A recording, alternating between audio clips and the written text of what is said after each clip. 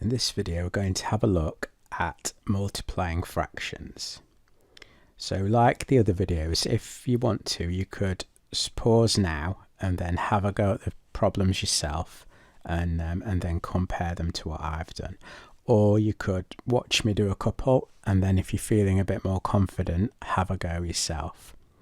So let's get started. So multiplying fractions is probably the easiest one of the four to do.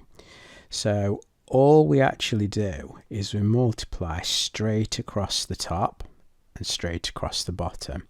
So 1 times 2 is 2, 2 times 5 is 10. Now that's not the end of the fraction in this particular instance, because we can simplify this, and if you're not sure how to do that, perhaps best to watch the video on simplifying. So all we do, we find a factor of both numbers. So 2 will go into the top and the bottom, so we can divide it by 2, so that's 1 2 and that's 5 2s. So that's the simplest this fraction can be, so a fifth. Let's have a go at the second one, a half times 3/4. If you want to pause the video and have a go yourself, that's a really good way of practicing, and then just check your answer with what I've done. Okay, so let's have a try. So a half times a 3/4, so multiplying across the top, 1 times 3, that's 3, and 2 times 4 is 8. And there's no numbers, this can't be simplified, there's no numbers that are factors of 3 and 8. So now let's have a go at the next one. It's a little bit more involving because we've got a mixed number, this one here, 2.5.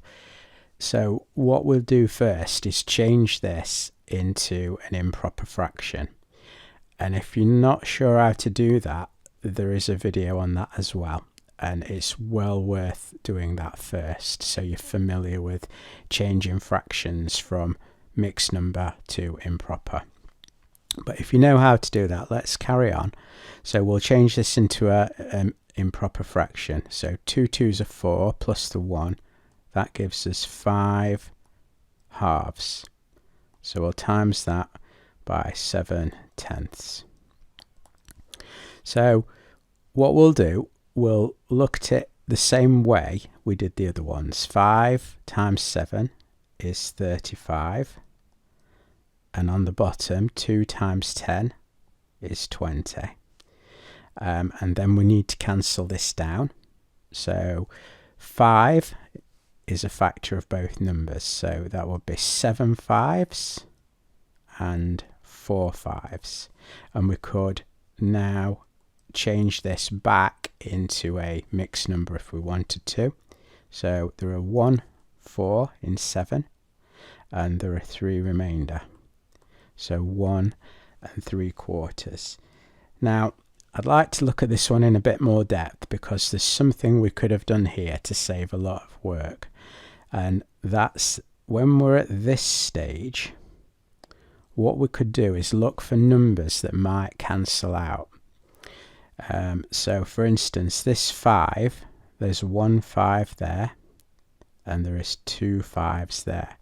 So now if we multiply across the top, we get 1 times 7 is 7 and 2 times 2 is 4. So we've actually missed this whole step.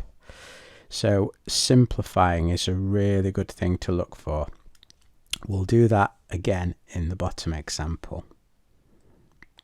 If you want to stop the video and have a go, if not, let's just crack on with it. So the bottom number, then we're going to change this into a mixed number.